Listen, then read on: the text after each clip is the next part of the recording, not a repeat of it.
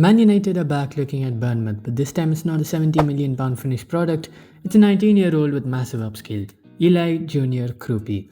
You've probably heard the name, you've seen the Mbappe comparisons, you've definitely seen the price tag and thought, here we go again. But here's the key thing, United aren't looking at Kroupi as a star signing, they're looking at him as a developmental attacker with explosive potential. So today we're breaking down why United want him, how he fits Benjamin Sesko or Cunha, what he's elite at, what he needs to fix, and whether Bournemouth's £80 million release clause is madness or just modern football. Let's start with the basics. Eli Junior Kroupi is a 19-year-old French forward at Bournemouth, signed from FC Lorient. And he's not a traditional winger or a classic number 9. He broke through at Lorient as a teenager, posted strong goal and assist numbers, then absolutely tore up League 2 at 18. Not just scoring, but doing it through movement, intelligence and shot volume. And this is crucial. Kroupi is a movement-led striker. He doesn't bully defenders, he doesn't rely on crosses. He wins by finding space quicker than defenders can react. He's quick in short bursts, sharp over 5 yards and excellent at adjusting his body for shots. Which is why people mention Mbappe, not because of level, but because of profile. Under Iraola, he's already adapting to Premier League pace and that's why United are paying attention. This is not a replacement conversation, it's a role conversation. Option 1 is rotation with Sesko. Sesko is a physical, vertical and box-oriented striker. Kroupi is the opposite. So when Sesko starts, Kroupi gives you movement between lines, runs of the shoulder and chaos late in games. Think 25-30 minute cameos, European nights and tight defenses. And that's where Kroupi hurts teams. The other option is backup to Cunha. If Cunha plays as a hybrid or false 9, Kroupi can mirror that role without needing constant touches. He attacks space around creators rather than demanding the ball, and the key takeaway is that Kroupi works best as rotation and not focal point.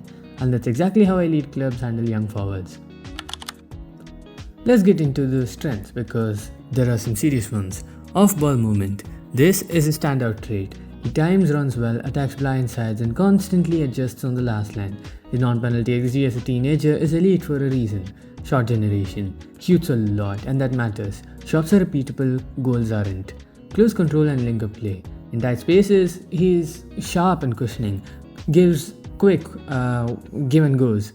And is fast in decisions. He's not a playmaker but he keeps attacks flowing. And composure. When chances fall to him, he doesn't panic. For a 19-year-old, that's huge. Now the reality check. This is not a finished player. He has some weaknesses and for example, one is one-footedness. He's very right foot dominant and that limits crossing, outside threat and unpredictability. And he's also not very physical. He avoids contacts, his aerial numbers are poor and he cannot be a lone striker.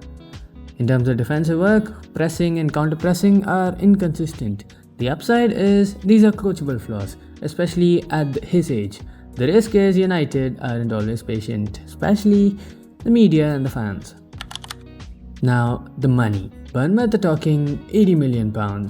Is he worth that right now? No. Could he be worth that or more in 18 months? Absolutely. This is not a savior signing, it's an age profile and upside play.